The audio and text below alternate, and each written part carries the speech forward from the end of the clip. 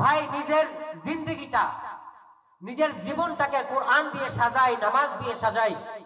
আশেপাশে যেসব বন্ধুরা আছে তাদেরকে ভালো কাজের কথা বলি। একটা জিনিস খেয়াল করে দেখবেন ভাই, দিনের কাজে, ইসলামের কাজে আপনি অল্প সময় ব্যয় করলে, ভালো কাজে অল্প সময় ব্যয় করলে আপনি যে বরকতটা পাবেন, দুনিয়ার লাইনে 24 ঘন্টা ব্যয় করলেও আপনি এই বরকত পাইবেন না। কথা বলেন না ভাই, এই বরকত পাবেন না। এজন্য নিজের জিন্দেগিটাকে, নিজের জীবনটাকে নামাজ দিয়ে সাজানো দরকার, কোরআন দিয়ে সাজানো দরকার। যার জীবনের মধ্যে নামাজ যত বেশি তার জিন্দেগি তত সুন্দর, যার জিন্দেগির মধ্যে কোরআন তেলাওয়াত যত বেশি তার জিন্দেগি তত সুন্দর।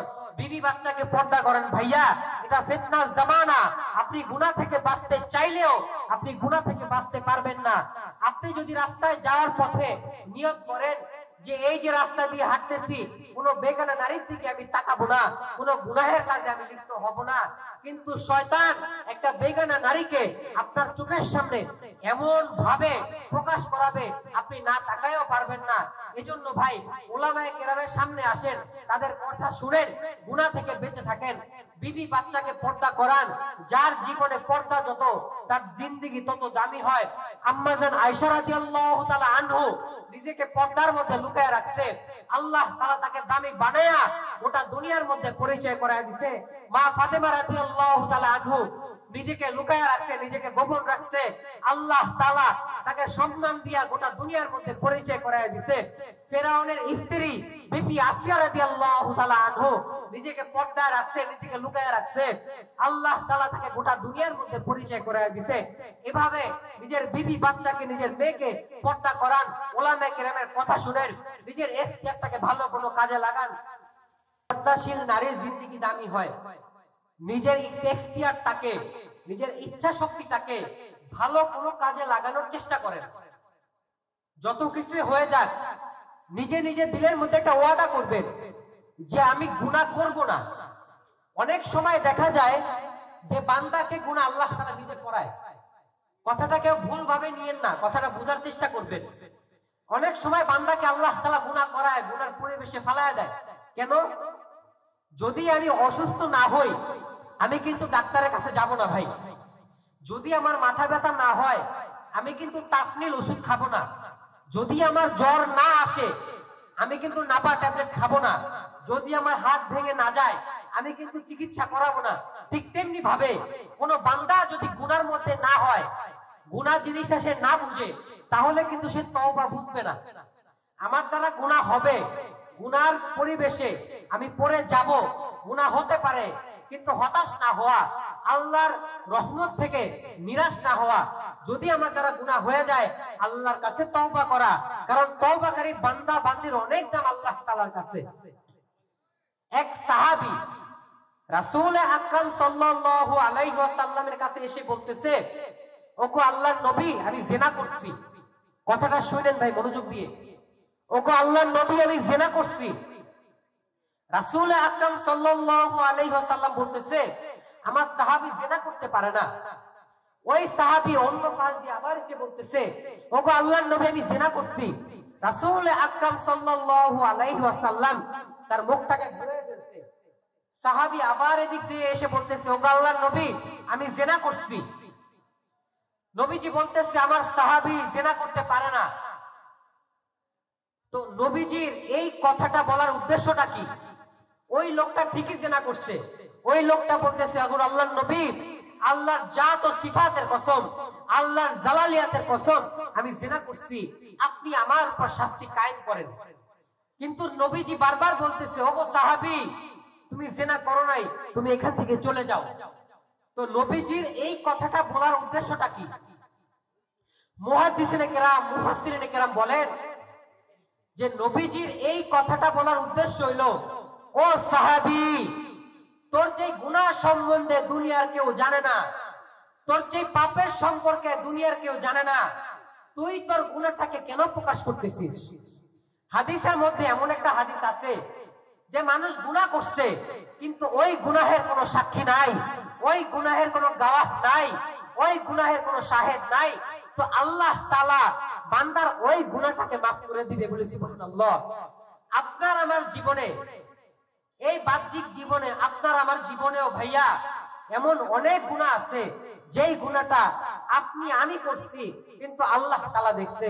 বান্দার জীবনে এমন অনেক গুনাহ আছে যে বান্দা করে আল্লাহ তাআলা দেখে, ওই গুনাহের কোনো সাক্ষী নাই, আল্লাহ তাআলা ওই গুনাহগুলোকে মাফ করে দেয়। প্রত্যেকটা মানুষের জীবনে গোপন গুনাহ আছে, আল্লাহ তাআলা মানুষের গুনাহগুলোকে গোপন রাখছে। আল্লাহ তাআলা যদি আজকে আপনার আমার গুনাহকে প্রকাশ করে দিত ভাই, তো দুনিয়ার মধ্যে চলতে পারতাম না, রাস্তার মধ্যে চলতে পারতাম না। আল্লাহ তো সাত্তার, আল্লাহ তো সাত্তার নামের উসিলায় বান্দার গুনাহগুলোকে গোপন রাখছে। আল্লাহ তাআলা যদি মায়ের গুনাহগুলোকে গোপন না রাখতো, কোন সন্তান তার মাকে মা বলে ডাকতো না। আল্লাহ যদি বাবার গুনাহকে গোপন না রাখতো, কোন সন্তান তার বাবাকে বাবা বলে ডাকতো না। আল্লাহ যদি ওস্তাদের গুনাহ গোপন না রাখতো, কোন ছাত্র তার ওস্তাদকে ওস্তাদ বলে দাম দিত না। আল্লাহ তাআলা যদি ছাত্রের স্বীয় গুনাহ গোপন না রাখতো, কোন ওস্তাদ তার ছাত্রকে পড়াইতো না। আল্লাহ তাআলা যদি ওয়াইজের গুনাহ গোপন না রাখতো, কোন শ্রোতারা বক্তার বয়ান শুনতো না।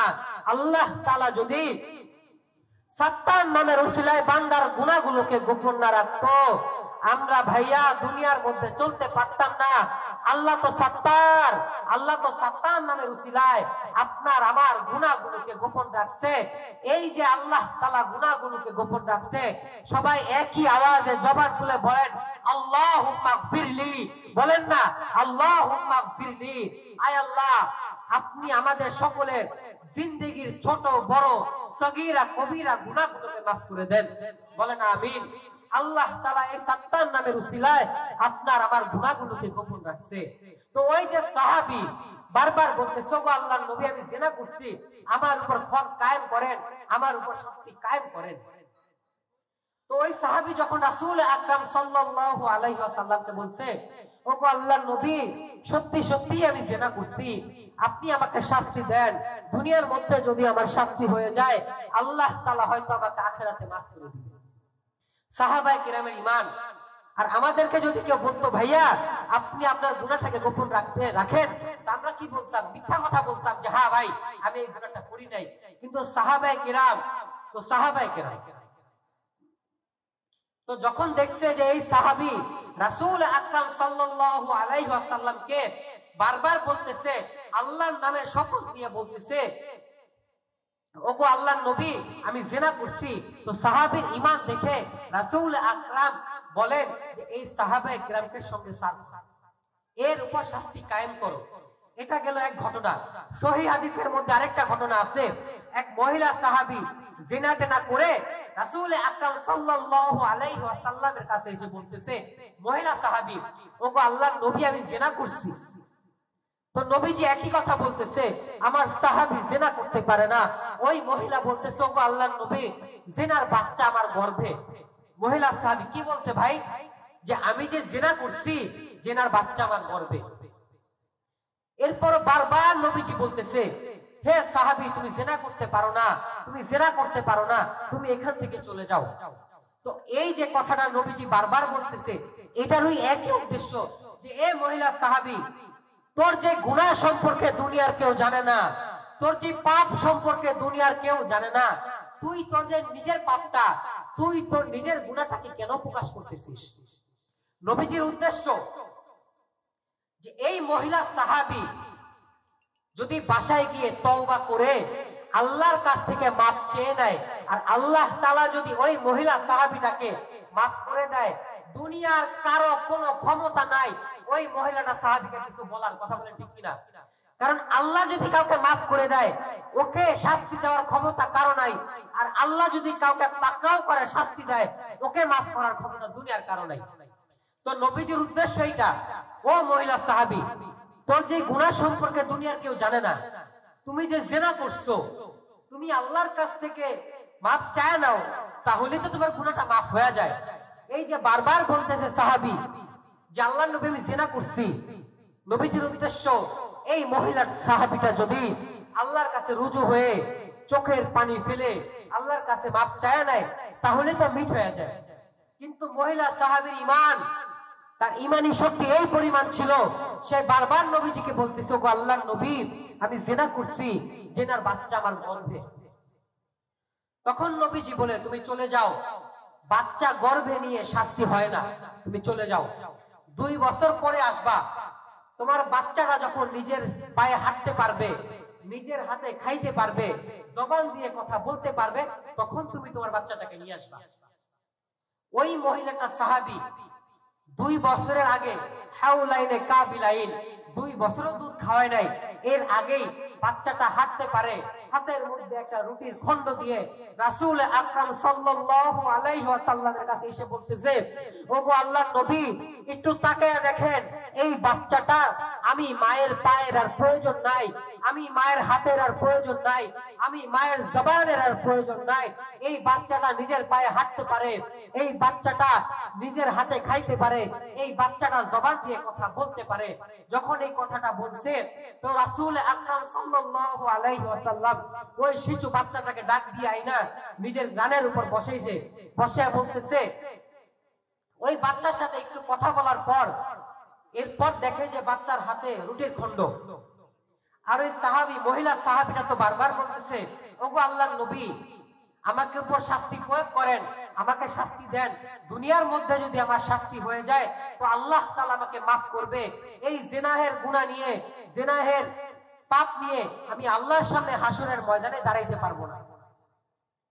এই ইমানি শক্তি দেখে, ইমানি পাওয়ার দেখে রাসূল আকরাম সাল্লাল্লাহু আলাইহি ওয়াসাল্লাম আশেপাশের সাহাবায়ে কেরামকে বলল যে এই মহিলা সাহাবায়ে কেরামের সাহাবার উপরে হদ কায়েম করো, এই মহিলা সাহাবীর উপরে শাস্তি কায়েম করো। এই মহিলাটার উপর যখন হদ কায়েম করা হইতেছে, সমস্ত সাহাবায়ে কেরাম যখন এই মহিলাটাকে পাথর মারতেছিল, তো খালিদ বিন ওয়ালিদ রাদিয়াল্লাহু তাআলা আনহু এত জোরে পাথর নিক্ষেপ করছে, পাথর নিক্ষেপ করার সাথে সাথে ওই মহিলা সাহাবায়ে কেরামের গা থেকে একটু রক্ত ছিটে এসে খালিদ বিন ওয়ালিদ রাদিয়াল্লাহু তাআলা আনহুর কাপড়ের মধ্যে লাগছে। তো কাপড়ের মধ্যে লাগার সাথে সাথে খালিদ বিন ওয়ালিদ রাদিয়াল্লাহু তাআলা আনহু বলতেছে এভাবে, ছি ছি, আমার গায়ের মধ্যে জিনাকারিনীর রক্ত লাগছে, আমার গায়ের মধ্যে। তো রাসূল আকরাম সাল্লাল্লাহু আলাইহি ওয়াসাল্লাম চোখের পানি ফেলে দিয়ে কাঁদতেছেন আর বলতেছেন, ও খালিদ, জিনাকারিনী বলিস না, জিনাকারিনী বলিস না, তওবাকারিনী বল, তওবাকারিনী বল। এই মহিলা সাহাবী এই পরিমাণ তওবা করছে, তার গুনাহ তো মাফ হইছে। এই মহিলা সাহাবীটার গুনাহ যদি গোটা মদিনার মধ্যে ভাগ করে দেওয়া হয়, এই মদিনার প্রত্যেকটা মানুষ আল্লাহ তাআলার জান্নাতের মালিক হয়ে যাবে। বলি সুবহানাল্লাহ। তওবাকারী বান্দা বান্দির অনেক দাম আল্লাহ তাআলার কাছে। আপনার আমার জীবনেও গুনাহ হইতে পারে, কিন্তু তওবা করা যেন না ভুলি। শয়তান ওয়াসওয়াসা দিবে যে আরে তুই তো গুনাহ করে ফেলছিস, তুই যে তওবা করবি আল্লাহ তোকে মাফ করবে না, তুই যে পাপটা করলি আল্লাহ তোকে মাফ করবে না। শয়তান এরকম একটা ওয়াসওয়াস আবার দেয় যে গুনাহ তো একবার করে ফেল, গুনাহ করার পরে আল্লাহর কাছে মাফ চেয়ে নিবি। এটা হলো আরেকটা ধোঁকা, এটা শয়তানের আরেকটা ধোঁকা। আমি গুনাহ করব না, কোনোভাবেই আমি গুনাহ করব না। কিন্তু গুনাহগার বান্দা, তওবাকারী বান্দা, তওবাকারিনী বান্দা যখন আল্লাহর কাছে মাফ চায়, আল্লাহকে যখন আল্লাহ বলে ডাক দেয়, আল্লাহর আরশটা কেঁপে ওঠে।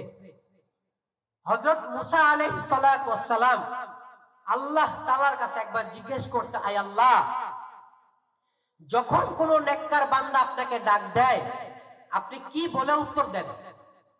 কি বলছে ভাই?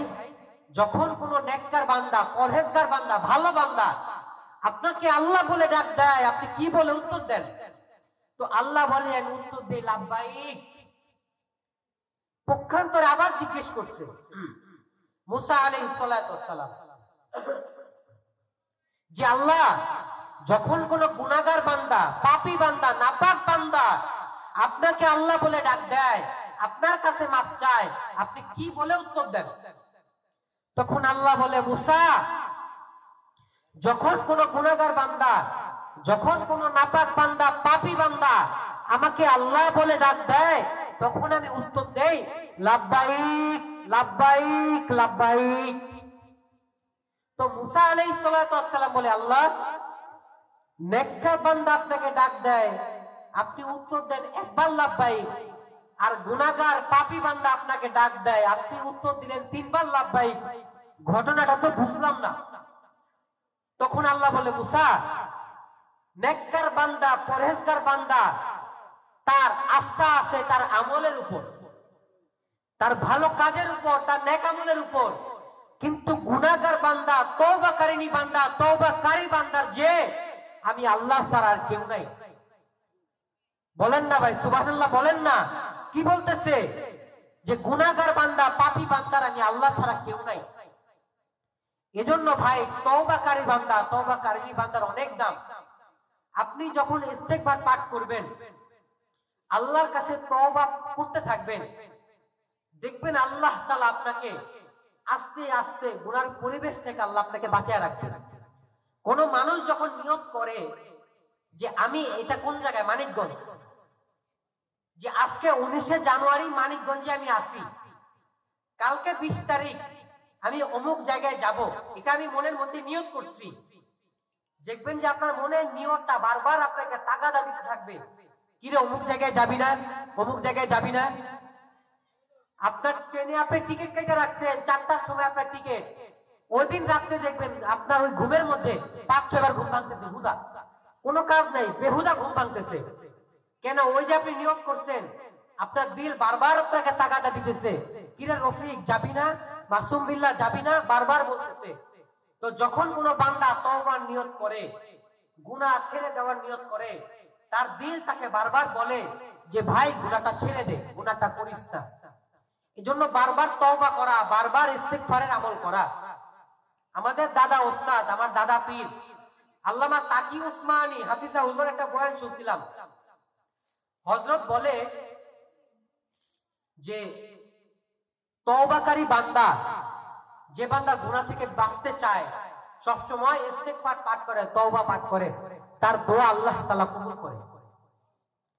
তার দোয়া কি করে ভাই? আল্লাহ তাআলা কবুল করে।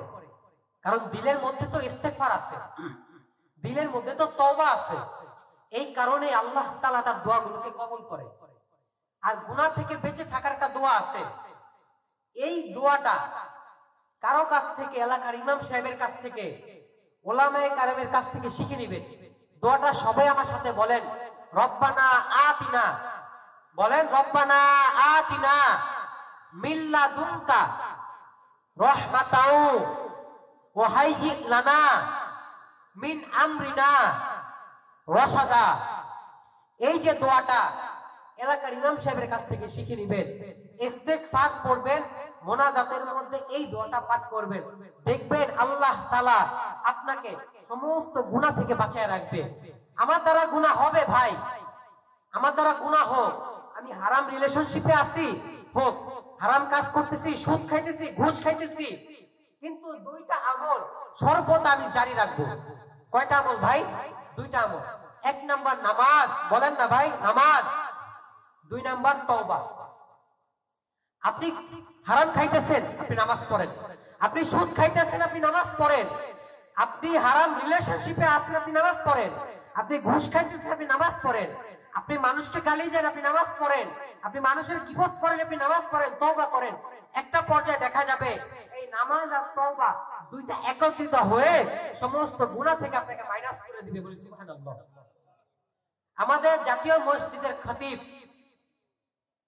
আল্লামা আব্দুল মালিক হাফিজাহুল্লাহ একটা কথা বলে যে মানুষ যেই জিনিসটাকে গুরুত্ব দেয়, মানুষ যেই জিনিসটাকে ভালোবাসে, ওই জিনিসটার জন্য সে সময় বের করে নেয়। ওই জিনিসটার জন্য সে কি করে ভাই? সময় বের করে নেয়। কই ভাই, আড্ডা মারতে তো আমাকে বলা হইতেছে না, আমি তো ঠিকই সময় বের করে আড্ডা মারতেছি। চায়ের দোকানে চা খাওয়ার জন্য তো আমাকে বলা হইতেছে না, ঠিকই তো আমি সময় বের করে চা খাইতেছি। প্রেমিকার সাথে দেখা করার জন্য তো আমাকে বলা হইতেছে না, ঠিকই তো আমি সময় বের করে প্রেমিকার সাথে দেখা করতেছি। ট্যুরে যাওয়ার জন্য, ঘোরার জন্য তো আমাকে বলা হইতেছে না, ঠিকই তো আমি সময় বের করে ঘুরতেছি, সমস্ত কাজ করতেছি। কিন্তু অন্য অন্য কাজ করার জন্য কেন আমাকে বলা হয়? কারণ বোঝা গেল যে দুনিয়াকে প্রাধান্য দিলেও আমি কোরআনকে গুরুত্ব দিলাম না, আমি নামাজকে গুরুত্ব দিলাম না, আমি ভালো কোনো কাজকে গুরুত্ব দিলাম না।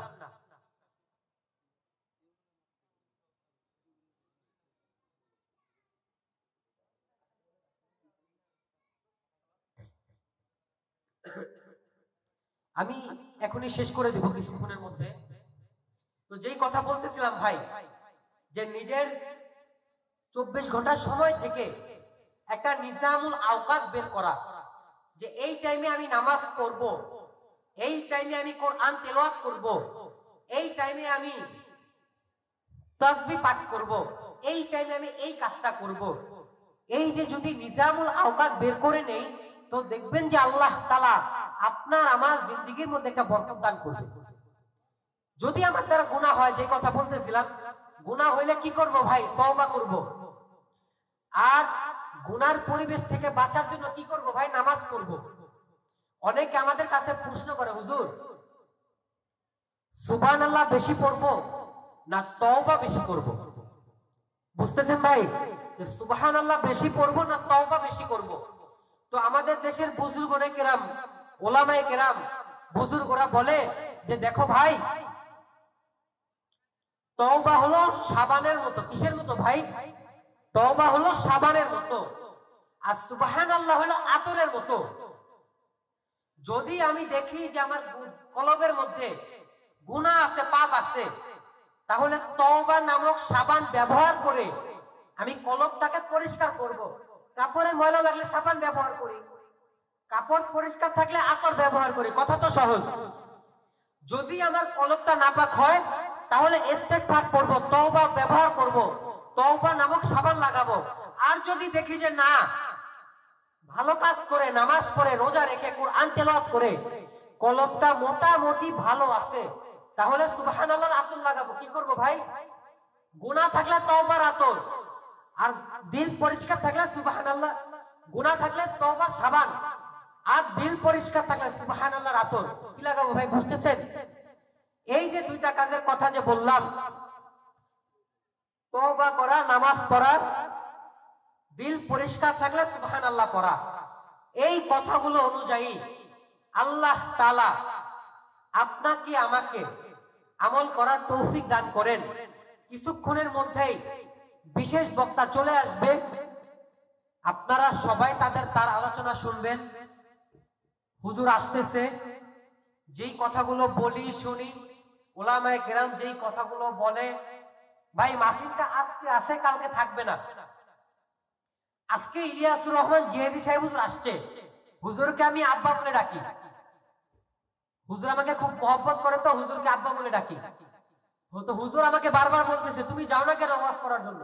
আমি বলতেছি হুজুর যাইতেছি, ইচ্ছা ছিল আর একটু আগে আসবো অথবা পরে। হুজুর বারবার বলতেছে তুমি যাও, ওয়াজ করো, তুমি যাও।